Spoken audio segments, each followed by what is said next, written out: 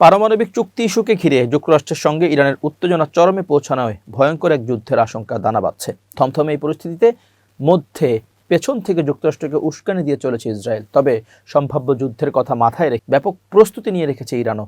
আর যুদ্ধ সত্যিই বেঁধে গেলে ইরানের যে যুক্তরাষ্ট্রকে নাস্তানাবুদ করার যথেষ্ট সক্ষমতা আছে তা প্রকাশ পেয়েছে খোদ মার্কিন প্রভাবশালী গণমাধ্যমে। সোমবার 2 ফেব্রুয়ারি টিআরটি ওয়ার্ল্ড ও ওয়াশিংটন পোস্টের পৃথক প্রতিবেদন থেকে জানা গেছে এ তথ্য। টিআরটি ওয়ার্ল্ডের প্রতিবেদন অনুযায়ী রোববার ইরান পরিস্থিতি নিয়ে উচ্চ পর্যায়ের একটি নিরাপত্তা বৈঠক করেছে ইসরায়েলের প্রধানমন্ত্রী বেনিয়ামিন নেতানিয়াহু। বৈঠকে দেশটির শীর্ষ সামরিক ও গোয়েন্দা কর্মকর্তারা উপস্থিত ছিলেন।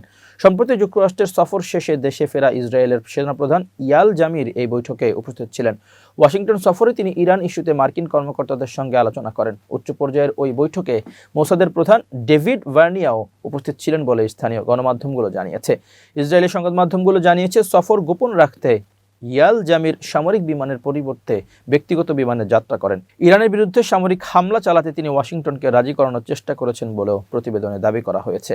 ইসরায়েলের নিরাপত্তা কর্মকর্তা ট্রাম্প প্রশাসনকে বোঝানোর চেষ্টা করেছে এই পর্যায়ে এসে ইরানে হামলা থেকে বিরত থাকলে পারমাণবিক অস্ত্র অর্জনের পথে আরও এক ধাপ এগিয়ে যাবে তেহরান। হঠাৎ ইউরোপের রাষ্ট্রদূতের তলব কঠোর পদক্ষেপ নিতে যাচ্ছে ইরান।